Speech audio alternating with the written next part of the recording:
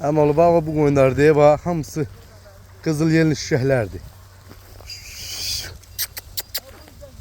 Gündə oktyabr ayının 27'sidir. Bax. Hamısı bax belə vota şişək. Hamısı. Gördün qardaş. Yani inşallah kim almaq istəsə zəng elə. Götür gəl. Verək getsin maşallah. Görürsən hamısı bax belə. Bax belədir bax. Şimdi 200'ü bax belə yelin üstündədir.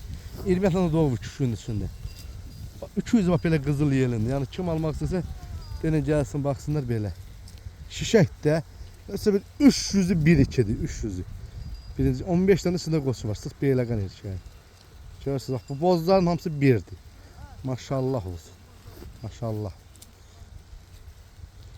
Yani süper heyvanlar da tam tərifləmək artıq belə çəkirəm bax.